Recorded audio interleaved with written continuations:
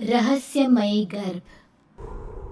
60 वर्ष की उर्मिला शहर के बाहरी हिस्से में अपने छोटे से घर में अकेली रहा करती थी। एक रात शहर में बहुत जोर का तूफान आया। जोर जोर से हवाएं और आंधी तूफान के साथ तेज बारिश होने लगी। उन आवाजों को सुनकर कोई भी घबरा जाता, लेकिन उर्मिला घर के सारे खिड़की दरवाजे बंद कर गहरी नींद में सो रही थी। रात के लगभग 12 बजे होंगे कि किसी ने उर्मिला के घर का दरवाजा खटखटाया। दरवाजे के खटखटाने की आवाज सुनकर उर्मिला की नींद खुलती है। आखिर इतनी रात को कौन आया होगा? उर्मिला जाकर दरवाजा खोलती है तो सामने लगभग 26 साल की बेहद सुंदर लड़की को खड़ा देख हैरान रह जाती है। कौन हो बेटा? और इतनी रात को इतने भयंकर तूफान में कहाँ भटक रही हो? चाची, आपने मुझे पहचाना नहीं? मैं आपकी दूर की रिश्तेदार शालिनी। अरे हाँ, बचपन में तुझे देखा था। इतनी जवान हो गई है, कैसे पहचान में आती? लेकिन तू यहाँ क्या कर रही है, और वो भी ऐसी अंधेरी तूफान भरी रात में? उर्मिला की बात सुनते ही शालिनी की आंखों से आंसू बहने लगे। वो फूट फूट कर रोने लगी। ये देखकर उर्मिला को कुछ समझ में नहीं आया और उसने शालिनी का हाथ पकड़कर घर के अंदर आने के लिए कहा। जैसे ही शालिनी घर के अंदर रोशनी में आई, उर्मिला की नज़र उसके पेट की तरफ गई, जिसे देखकर ये साफ पता चल रहा था कि वो प्रेग्नेंट है। अरे, तू तो पेट से है। ऐसी हालत में इतने भयंकर तूफान में आधी रात को बाहर भटक रही है। आखिर बात क्या है बेटा? मुझे सब कुछ साफ साफ बता। क्या बताऊं चाची, ये सब जिसकी वजह से हुआ है उसके बारे में बताने में भी मुझे शर्म आती है। मैंने घर वालों की मर्जी के खिलाफ जाकर एक लड़के से शादी कर ली थी, पर वो शादी के 1 महीने बाद ही मुझे छोड़कर चला गया। छोड़कर चला गया का क्या मतलब? क्या उसके साथ कोई हादसा हो गया? नहीं, उसे कोई दूसरी लड़की पसंद आ गई और मेरी प्रेगनेंसी की खबर सुनते ही उसने मुझे बेसहारा छोड़ दिया। उसके बाद मैं अपने घर गई, लेकिन माँ पापा ने मुझे घर में कदम तक नहीं रखने दिया। तभी मुझे आपकी याद आई। कोई बात नहीं, कोई बात नहीं। तुमने यहाँ आकर अच्छा ही किया। एक काम करो, तुम आराम करो। वैसे भी ऐसी हालत में इतना घूमना फिरना और इस तरह आधी रात को बाहर भटकना ठीक नहीं होता। प्रेग्नेंट औरत को आधी रात को घर से बाहर नहीं निकलना चाहिए। बुरी आत्माएं उस पर अपना असर दिखा सकती है। और इतना कहकर उर्मिला ने शालिनी को एक दूसरे कमरे में जाकर आराम करने के लिए कहा। लेकिन जैसे ही शालिनी अपने कमरे में जाने लगी, अचानक से उर्मिला ने उसे रोक लिया। एक बात बताओ बेटा, तुम्हारा कौन सा महीना चल रहा है? पेट देखकर तो लगता है कि लगभग 6 महीने पूरे हो गए होंगे। उर्मिला की बात सुनकर शालिनी के होठों पर मुस्कुराहट आ गई। चाची जी, अभी सिर्फ 1 ही महीना हुआ है। शालिनी की बात सुन उर्मिला दंग रह गई। उसे समझ में नहीं आ रहा था कि प्रेगनेंसी के पहले ही महीने में शालिनी की हालत ऐसी क्यों थी। लेकिन फिर उसने बात को नजरअंदाज कर शालिनी को आराम करने के लिए कहा और खुद भी कमरे में जाकर सो गई। अभी कुछ ही घंटे बीते थे कि अचानक से एक बच्चे के बड़े ही अजीबोगरीब बेढंगे तरीके से रोने की आवाजें उर्मिला के घर में गूंजने लगी। उन आवाजों को सुनकर उर्मिला की नींद फिर से खुलती है। ये अचानक बच्चे के रोने की आवाज कहाँ से आने लगी? उसने उठकर चारों तरफ देखा, पर वहां उसे कोई नजर नहीं आया। उर्मिला घबराते हुए शालिनी के कमरे में गई तो वहां उसे कमरे की दीवार पर एक बेहद खौफनाक साया नजर आया, जिसे देखकर उर्मिला बुरी तरह से घबरा गई। आखिर ये सब क्या हो रहा है? शालिनी, शालिनी उठो! उसने जोर जोर से आवाज देकर शालिनी को जगाने की कोशिश की, लेकिन ऐसा लग रहा था जैसे उसकी आवाज शालिनी तक पहुंच नहीं रही थी। कमरे की दीवार पर एक बहुत बड़ा और बेहद डरावने दिखने वाले इंसान का साया और एक बच्चे के अजीबोगरीब ढंग से रोने और चीखने की आवाजें अब उर्मिला को ज्यादा डराने लगी थी। उर्मिला को शालिनी की चिंता सताने लगी और उसने पूरी ताकत के साथ चीख कर शालिनी को आवाज लगाई, शालिनी! तभी अचानक सब कुछ एकदम पहले जैसा हो जाता है और उर्मिला की आवाज सुनकर शालिनी की नींद खुलती है। क्या हुआ चाची? आप इतनी तेज क्यों चिल्ला रही हैं? आप ठीक तो है ना? अभी अभी मैंने तुम्हारे कमरे में कुछ अजीब सा देखा। तुम ठीक हो ना शालिनी? मुझे यहाँ एक बच्चे के रोने की आवाज़ें आ रही थी। लगता है आपको मेरी कुछ ज़्यादा ही चिंता हो गई है। आपने मेरी प्रेगनेंसी के बारे में कुछ ज़्यादा ही सोच लिया होगा। मैं एकदम ठीक हूँ, आप आराम से सो जाइए। इतना कहकर शालिनी ने उर्मिला को फिर से अपने कमरे में जाने के लिए कहा और खुद भी जाकर सो गई। पर अब उर्मिला की आंखों से नींद गायब हो चुकी थी। अगली सुबह जब शालिनी उठी तो वो सीधा उर्मिला के पास आई। गुड मॉर्निंग चाची। तभी अचानक उर्मिला की नज़र शालिनी के पेट पर पड़ती है, जिस पर नीले रंग से एक अजीब सी आकृति नजर आ रही थी। शालिनी, ये तुम्हारे पेट को क्या हुआ? मैंने इतनी औरतों को देखा है, ऐसा तो किसी के साथ नहीं होता। शालिनी ने जैसे ही अपने पेट की तरफ देखा तो उसे वहां कुछ भी नजर नहीं आया। चाची कुछ भी तो नहीं है, सब कुछ एकदम नॉर्मल है। आपको क्या अजीब लग रहा है? इससे पहले कि उर्मिला उसके सवाल का कोई जवाब देती, अचानक से शालिनी के पेट में जोर जोर से दर्द होने लगा। वो बुरी तरह दर्द से तड़पने लगी। चाची, चाची। ये सब देखकर उर्मिला बहुत घबरा गई। उसने धीरे धीरे शालिनी के पेट को सहलाना शुरू किया, लेकिन शालिनी का दर्द कम नहीं हुआ। उर्मिला जाकर रसोई से पानी का गिलास लेकर आई और शालिनी को पानी पिलाने की कोशिश करने लगी। ले बेटा, पानी पी ले, तुझे आराम मिलेगा। ले ले। नहीं चाची, मुझे बहुत तेज दर्द हो रहा है। अरे थोड़ा पी ले बेटा। जैसे ही उर्मिला ने शालिनी को पानी पिलाया, उसने देखा कि गिलास में बचा पानी का रंग नीला पड़ गया और शालिनी की आंखें अजीब हो गई।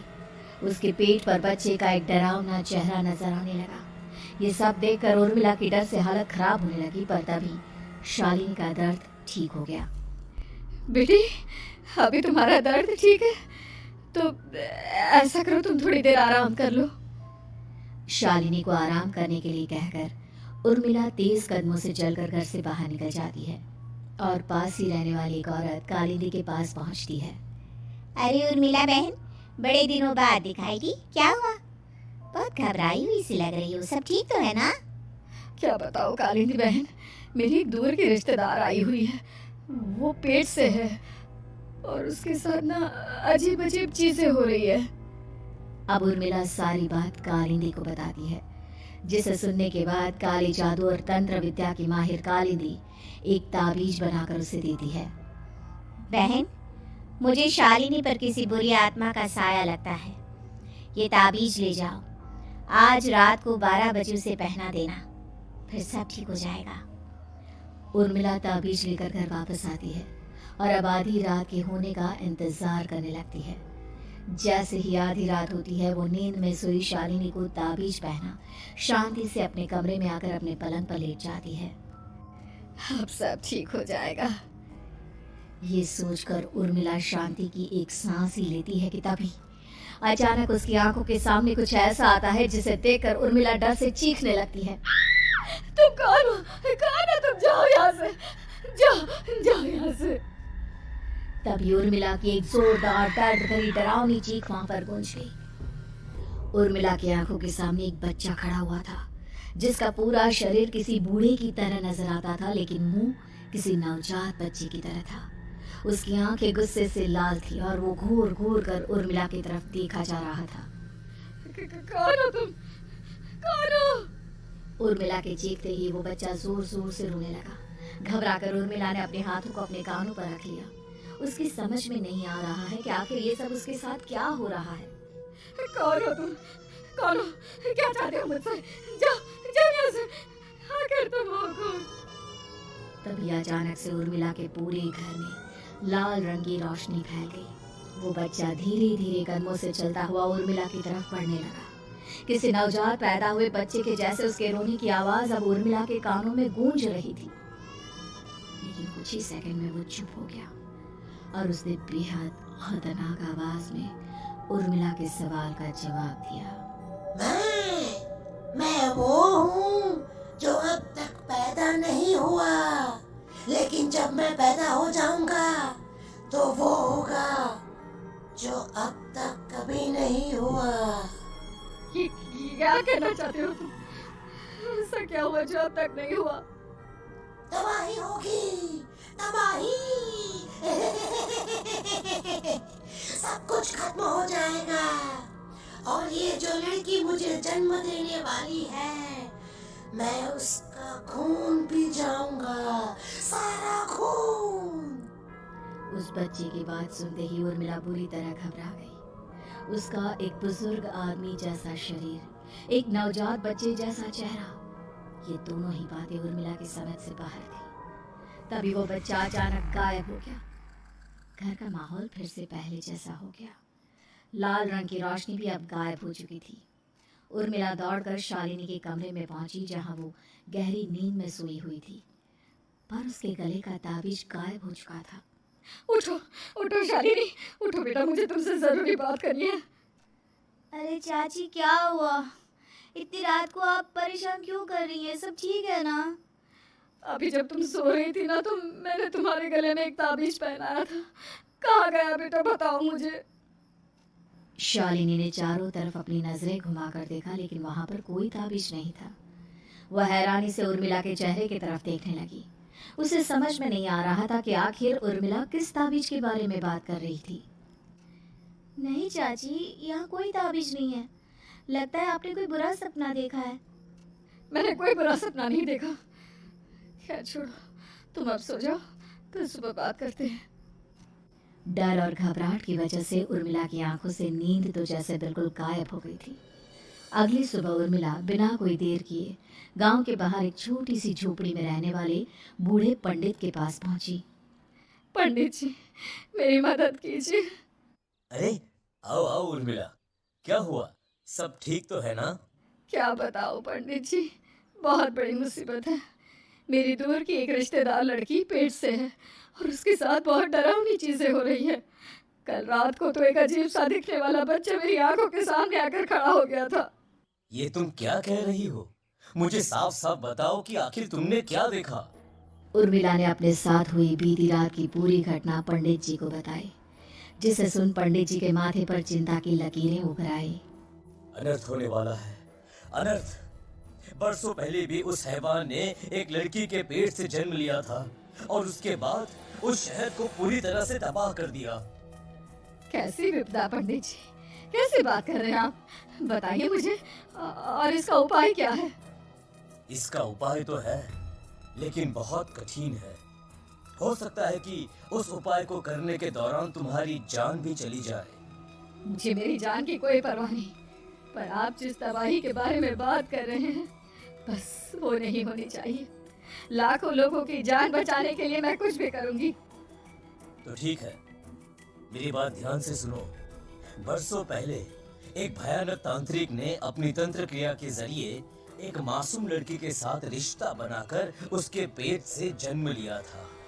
इस तरह से वो अपने जैसे लोगों की संख्या इस दुनिया में बढ़ाना चाहता था। आपके कहने का मतलब है कि शालिनी के पेट से भी उस शैतान को जन्म लेना है, इसलिए उसने उसके साथ ये सब किया है। ठीक पहचाना तुमने। अब मैं तुम्हें एक ऐसा सिंदूर दूंगा जिसे तुम्हें ले जाकर उस लड़की के पेट पर लगाना होगा। क्या ऐसा करने से सब कुछ ठीक हो जाएगा? नहीं उर्मिला, ये सब इतना आसान नहीं। उस लड़की के पेट पर सिंदूर लगाने के बाद तुम्हें उसका पेट काटकर उस हैवान को बाहर निकालना होगा। नहीं पंडित जी, मैं ये सब नहीं कर सकती। मैं भला एक जिंदा लड़की के पेट को अपने हाथों से कैसे काट सकती हूँ? अगर तुमने ऐसा नहीं किया तो कुछ ही दिनों में वो हैवान उस लड़की के शरीर से जन्म लेगा और उसके शरीर के सारे खून को पीकर अपनी ताकत को बढ़ाएगा। उसके बाद वो धीरे धीरे इस पूरे शहर को तबाह कर देगा। यहाँ पर कोई जिंदा नहीं बचेगा। लेकिन अगर मैं उसके पेट को काट दूंगी तो क्या वो जिंदा बच पाएगी? अगर शालिनी को कुछ हो गया तो, अगर उसकी मृत्यु हो गई तो? ऐसा कुछ नहीं होगा उर्मिला, तुम्हें अपने मन को पक्का करके ये काम करना ही होगा। सिंदूर लेने के बाद उर्मिला झोपड़ी से बाहर निकलने ही वाली थी कि तभी पंडित जी ने उसे पीछे से आवाज देकर रोका। उर्मिला, उस लड़की का पेट काटकर हैवान को बाहर निकालना ही काफी नहीं होगा। तुम्हें ध्यान रखना होगा कि ये सब करते हुए उस बच्चे का जो आधा बूढ़े का शरीर है उस पर सिंदूर की एक बूंद भी ना लगने पाए, क्योंकि अगर ऐसा हुआ तो वो तुम्हें और बाकी सबको कच्चा खा जाएगा। पंडित जी की बात सुन उर्मिला की आंखें फटी रह गई और उसके शरीर में डर की लहर दौड़ गई। फिर भी उसने हिम्मत की। ठीक है पंडित जी, मैं पूरी कोशिश करूंगी कि मैं उस हैवान को वहीं के वहीं खत्म कर पाऊं। इसके बाद उर्मिला तेज कदमों के साथ घर वापस आती है। दिन बीतता है, रात का अंधेरा छाने लगता है। शालिनी खाना खाकर सोने चली जाती है और उर्मिला लगातार उसके गहरी नींद में सो जाने का इंतजार करने लगती है, जिसके बाद उर्मिला दबे कदमों से शालिनी के कमरे में पहुंच गई। मुझे ये करना ही होगा। अब उर्मिला ने धीरे धीरे शालिनी के पीठ पर पंडित जी का दिया सिंदूर लगाना शुरू किया। उर्मिला के हाथ बुरी तरह से कांप रहे थे। उसके एक हाथ में चाकू था जिससे वो पेट काटने वाली थी। उर्मिला ने एक नज़र शालिनी के चेहरे की तरफ देखा और फिर डरते हुए उसके पेट पर चाकू चलाना शुरू किया। कमाल है, मैं इसका पेट काट रही हूँ और ये आराम से सो रही है। इसे दर्द नहीं हो रहा क्या? तभी अचानक उर्मिला के कानों में बच्चे की रोने की आवाज़ सुनाई देने लगी। उसने घबराकर चारों तरफ देखा पर वहां पर कोई नहीं था, बस रोने की आवाज़ लगातार आ रही थी। उर्मिला बिना रुके लगातार शालिनी के पेट को काटती रही।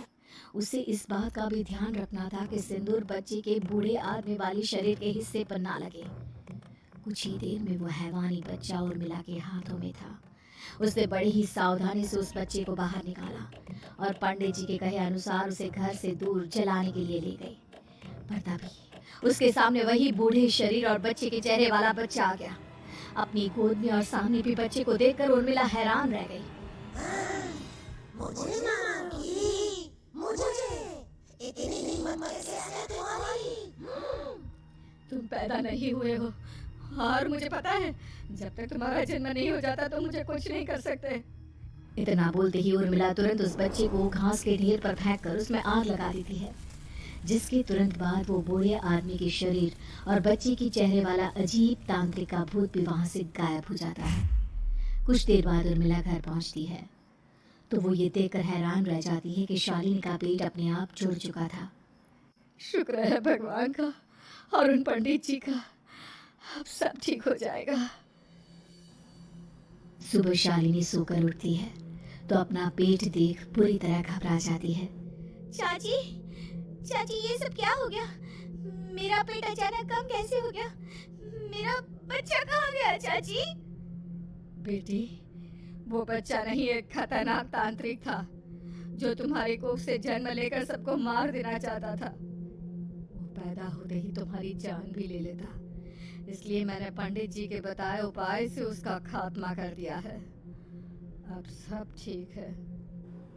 शालिनी को उर्मिला की बात समझ में नहीं आती, जिसके बाद शालिनी को पूरी बात उर्मिला आराम से समझाती है। अब वो दोनों ही भगवान का शुक्र अदा करती हैं और एक साथ रहने लगती हैं।